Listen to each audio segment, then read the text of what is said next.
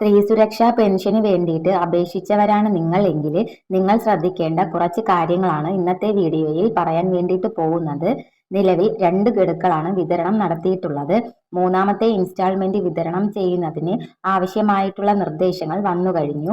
അതിനു വേണ്ടിയിട്ടുള്ള DBT സംവിധാനങ്ങൾ ഉൾപ്പെടെ ക്രമീകരിച്ചിട്ടുണ്ട്.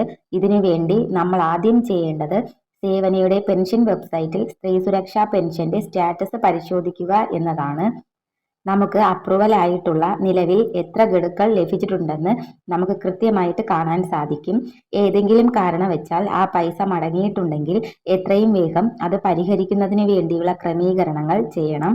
ഓൺലൈൻ വഴി അപേക്ഷിച്ചവർ ബന്ധപ്പെട്ട ഓൺലൈൻ സർവീസ് സെന്ററുകളിൽ തന്നെ ചെന്ന് ഡോക്യുമെന്റിന്റെ ക്ലാരിറ്റി കുറവ് മൂലം, അതല്ല എങ്കിൽ മറ്റെന്തെങ്കിലും പിശവ് മൂലമൊക്കെ ആണെങ്കിൽ ഒന്നുകൂടെ റീസബ്മിറ്റ് ചെയ്യേണ്ടതാണ്. അല്ലെങ്കിൽ നമ്മുടെ ആനുകൂല്യം മുടങ്ങും. 1,00,000-നടുത്ത് അപേക്ഷകൾ ഇപ്പോൾ മടങ്ങിയിട്ടുണ്ട്. റിജക്റ്റ് ആയിട്ടുണ്ട് എങ്കിൽ പിന്നീട് അപേക്ഷ വയ്ക്കാൻ സാധിക്കില്ല. മറ്റേതെങ്കിലും ഒരു ആനുകൂല്യം വാങ്ങുന്നത് കൊണ്ടാവാം നമ്മുടെ അപേക്ഷ റിജക്റ്റ് ആയിട്ടുള്ളത്. അല്ലെങ്കിൽ കൃത്യമായിട്ട് കാരണങ്ങൾ ഉദ്യോഗസ്ഥരെ നേരിട്ട് ബോധിപ്പിക്കുക. പഞ്ചായത്തുകളിൽ നേരിട്ട് പോകേണ്ട സാഹചര്യം വന്നേക്കാം. അപ്പോൾ ആ കാര്യങ്ങൾ കൃത്യമായിട്ട് ചെയ്യുക.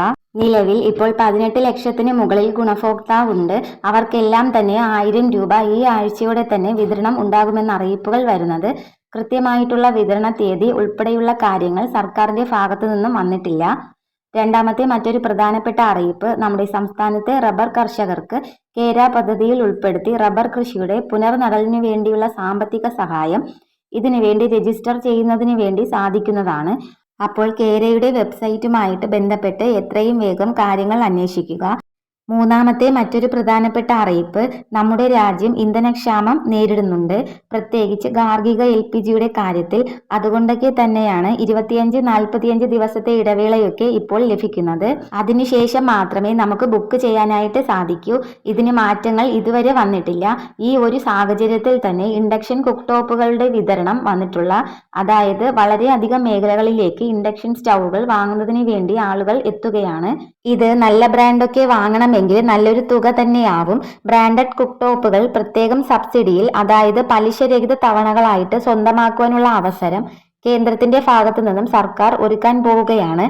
അതിനു വേണ്ടിയിട്ടുള്ള നടപടികളാണ് കേന്ദ്ര സർക്കാരിന്റെ തന്നെ എനർജി എഫിഷ്യൻസി സർവീസ് ലിമിറ്റഡ് എന്ന് പറയുന്ന പ്രത്യേക സ്ഥാപനവുമായിട്ട് സഹകരിച്ചായിരിക്കും ഇത് നടപ്പിലാക്കുക. ഈ സ്ഥാപനം മുഖാന്തരമായിരിക്കും ബന്ധപ്പെട്ട കമ്പനികൾക്ക് സബ്സിഡി ലഭിക്കുക. പലിശരഹിത തവണകളായിട്ട്, അതായത് ഇൻഡക്ഷൻ കുക്ക് ടോപ്പിന്റെ വില തവണകളായിട്ട് വാങ്ങാനായിട്ട് സാധിക്കും, പലിശ ഒന്നും നൽകാതെ തന്നെ. ഈ ഒരു സംവിധാനമാണ് കേന്ദ്ര സർക്കാർ ക്രമീകരിച്ചിരിക്കുന്നത്. ഇതുപോലുള്ള ഇൻഫർമേഷന് വേണ്ടിയിട്ട് ചാനൽ ഒന്ന് സബ്സ്ക്രൈബ് ചെയ്യണേ.